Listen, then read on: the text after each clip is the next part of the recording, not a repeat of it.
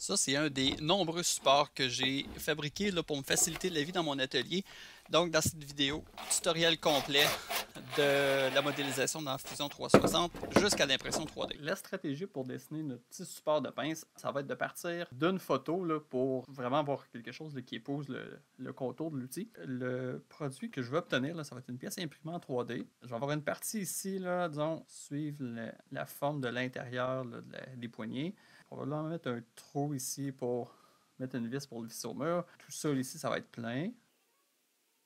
Puis je vais ajouter comme une petite aile d'un côté puis de l'autre, juste pour venir en avant de la poignée là, pour tenir son mur. Donc, les informations que j'ai pour faire ça, j'ai une photo de la paire de pinces au complet. J'ai déposé la paire de pinces sur la table à plat. J'ai tenu la caméra au-dessus, le plus possible à l'horizontale. Ensuite, j'ai pris une autre photo avec une référence. J'aurais préféré avoir une référence de la longueur de la paire de pinces au complet, plus que la référence est sur une plus longue distance, plus que c'est précis. Mais mon pied à couler, c'était trop petit, donc je me suis limité à la largeur extérieure là, de la paire de pinces, puis ça arrivait pile à 30 mm. Puis ensuite, j'ai mesuré l'épaisseur de la poignée pour savoir là, de quelle profondeur là, on va fabriquer là, la partie ici là, qui va être comme... On bascule vers Fusion 360. J'ai un dessin vide, j'ai mis les unités en millimètres. On y va. Je vais vouloir insérer une image là, qui va me servir de modèle. Donc, dans Solide, insérer Canva. Je vais insérer à partir de mon ordinateur si la photo est sur mon ordinateur, ce qui est probablement le cas, c'est ce qui va être le plus simple. Aller à la recherche de la photo et je vais insérer cette photo-là, la photo qui donne la vue d'ensemble. Ensuite, Fusion me demande sur quel plan je vais l'insérer. Ça n'a pas vraiment d'importance. Je vais l'insérer sur le plan de face. Puis là, il me donne l'opportunité de déplacer l'image, agrandir l'image. Mais ça n'a pas vraiment d'importance parce que j'ai aucune idée si l'image elle doit être plus grande ou plus petite. J'ai pas de référence pour le moment. Elle va être où par rapport à l'origine. Encore là, ça n'a pas vraiment d'importance. Fait que juste l'insérer à un endroit quelconque. Cliquez sur OK. Donc maintenant, si je me mets en vue de face, j'ai ma paire de pinces qui est là avec les couleurs un peu estompées là, en filigrane, là, je pense qu'il faut dire. Puis je vais devoir vérifier est-ce que la paire de pinces est à la bonne échelle. Est-ce que l'image est trop grosse ou trop petite? C'est jamais la bonne dimension. C'est toujours pas bon. Parce que ça arrive jamais par hasard à la bonne mesure. Dans mon arbre à gauche, je vais avoir un nouveau dossier qui est apparu qui s'appelle Canva. Si je clique sur le petit triangle pour là où les images qui sont insérées dans mon dessin, j'en ai une qui s'appelle, dans mon cas, PXL-souligné, c'est la photo que j'ai insérée. Je vais cliquer sur la photo avec le bouton de droit, puis je vais choisir calibrer. Là, quand on fait calibrer, il me demande simplement de cliquer deux points et que je vais me fier le plus possible à cette photo aussi. Donc, c'était vraiment là où est-ce que la pince est la plus large que je veux prendre mon point de référence de chaque côté. Ça va être comme de ici jusqu'à ici. Je pense que je pourrais zoomer puis dire parce qu'ici c'est bon. Jusqu'à là, j'ai comme un phénomène là, que je vois un peu le côté de la pièce. Là. Pour prendre une décision, je vais prendre l'arête intérieure ici. Là, ça me dit que présentement, la photo mesure 5,97 mm pour cette dimension-là. C'est inexact. Ça devrait mesurer 30 mm. Donc, j'entre 30 au clavier, suivi de la touche entrée et pouf, la photo s'est agrandie. Je pourrais valider, là, je pourrais faire une autre fois calibrée de ici à là. Ça me dit 30.09, c'est correct pour moi. J'ai juste pas cliqué exactement au même endroit. Donc là, je vais démarrer une nouvelle esquisse qui va me permettre d'esquisser le contour là, de la partie ici, qui est plus à l'intérieur. Donc, une nouvelle esquisse me demande sur quel plan. Je vais prendre le plan de face. Je vais prendre l'outil ligne, puis là, je vais prendre l'outil ligne, je vais prendre l'outil arc, je peux y aller de plein de manières. Je vais garder ça simple. Je vais essayer de trouver mon point milieu pour commencer, je pense. Je pense que le point milieu doit être à peu près ici.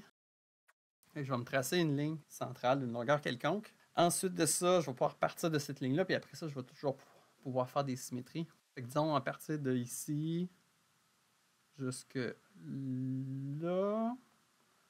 Après ça, je vais y aller avec des petits bouts de ligne droite. Encore là, je pourrais prendre un arc, je pourrais prendre une spline, ça n'a pas d'importance.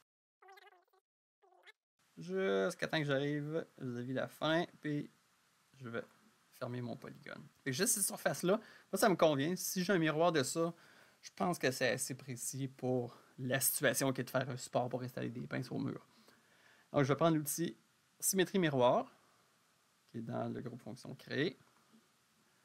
Objet, c'est cette ligne-là, cette ligne-là, cette ligne-là, cette ligne-là, cette ligne-là, cette ligne-là et la ligne horizontale qui vont être symétrisées par rapport à l'axe de symétrie qui va être la ligne verticale. Et je clique sur OK. Pas pire, pas pire. Je ressens pas le besoin d'ajouter des dimensions, d'ajouter des codes d'esquisse à chacune des lignes pour bien positionner ça. Parce que j'ai simplement dessiné en relation avec la photo. Fait que même si, je vais vous dire souvent dans la formation, il faut toujours s'assurer que l'esquisse soit totalement contrainte avant de la quitter, je pense qu'on peut faire une exception aussi. Et je vais aller dans l'onglet solide, extrusion. Je me demande quel contour je veux choisir, donc les deux contours, lui à gauche et lui à droite. Je me demande de quelle profondeur, donc dans la distance, de quelle profondeur je veux faire mon extrusion. Je vais revenir à mes photos. La troisième, regardez un petit peu en bas de 16 mm. Disons qu'on irait à 18 mm pour avoir un petit dégagement là. Et je vais créer un nouveau corps. Je clique sur OK. Donc, ça ressemblerait à ça. Ça a l'air bien parti. Je vais faire les ailettes là, de chaque côté. Donc, cette surface-là ici. Surface-là ici. Je vais retourner dans Fusion. Je vais mettre encore en vue de face, en vue d'avant. Je vais me démarrer une nouvelle esquisse sur ma surface là, du premier bloc que j'ai extrudé. Pardon. Et je veux simplement y aller librement. Là, je veux juste avoir une géométrie là, qui va empêcher les pinces de tomber. Fait qu'il n'y a pas de bonne ou de mauvaise manière de le faire. Je pense que je pourrais faire quelque chose comme à peu près ça ici, peut-être aux 2/3 de la largeur de la poignée. Là, descendre ça comme ça, descendre ça comme ça. Ce serait probablement bien correct comme ça. Est-ce que je vais y aller avec une forme plus intéressante? Est-ce que je voudrais y aller avec un arc de cercle, par exemple? Un arc par 3 points. Donc ici, là et là pour avoir une forme courbe. Bon, peut-être. Pourquoi pas? Je pense que ça dessiner la forme qui vous intéresse. Je peux-tu mettre des petits congés dans les coins? Ah, peut-être aussi. Congé ici, 3 mm. Ouais, je trouve ça beau. Par contre, avant de quitter, je vais faire une symétrie. Fait que une ligne de construction. Je vais m'attacher sur le point milieu de mon arête inférieure ou de mon arête supérieure. Puis je vais aller jusqu'à l'autre bout comme ça. Je suis sûr que ma ligne de symétrie est parfaitement dans le milieu. J'ai tracé une ligne de construction, c'est juste, je trouve que c'est plus visuel pour moi, mais c'est pas indispensable que ce soit une ligne de construction, ça pourrait être une ligne pleine aussi. Ensuite, je vais retourner dans l'outil symétrie miroir. Les objets que je veux symétriser, la ligne ici, l'arc de cercle ici, la ligne en bas, l'arrondi et l'autre arrondi par rapport à ma ligne de construction. Je clique sur OK. Puis, on va basculer dans l'onglet solide. On va donner une épaisseur à tout ça. Donc, qu'est-ce qu'on veut extruder maintenant? Ben, c'est la zone que j'ai esquissée à gauche, la zone de symétrie de l'autre côté, et aussi l'avant de mon bloc. Et je vais lui donner une épaisseur. Je vais aller visuellement comme ça, là, tirer sur la flèche. Quelle épaisseur je vais lui donner? 3 mm. Et dans l'opération, je veux m'assurer que ce soit sélectionné joindre. Donc le nouveau corps que je vais créer, c'est-à-dire la zone, le corps qui est en bleu ici, et le bloc que j'ai déjà créé précédemment, ils vont s'unir pour former un seul corps. Donc je clique sur OK. Pour avoir une petite idée, voir si c'est beau, je vais éteindre l'image des pinces.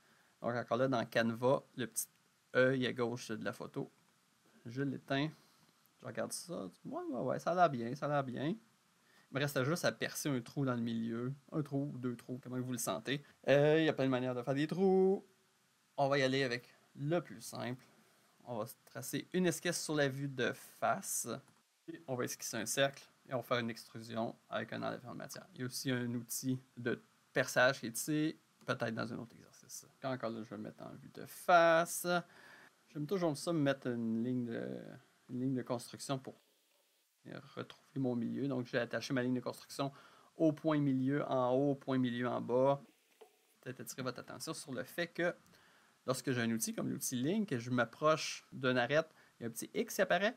Mais quand je me déplace et que je m'approche du centre de cette ligne-là, il y a encore le même petit X à côté de mon curseur et un petit triangle qui indique le point milieu. Que je descends ma ligne de construction jusqu'en bas pour pouvoir percer les trous. Ensuite, je vais y aller avec deux trous.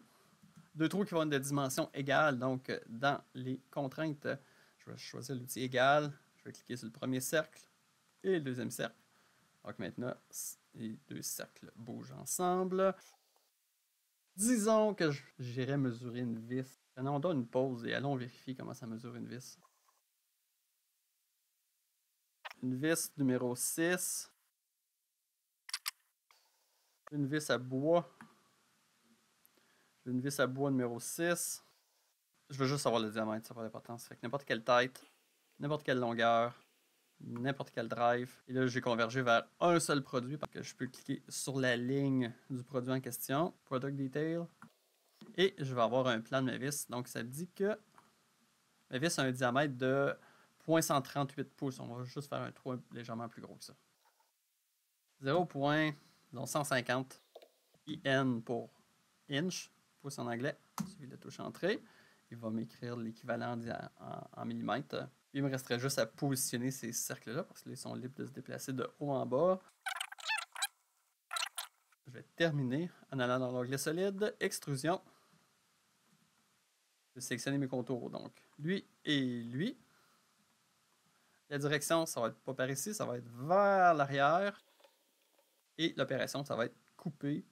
La distance n'a pas vraiment d'importance étant donné que je veux couper à travers tout. Donc je peux mettre n'importe quelle distance qui est juste plus épaisse que la pièce.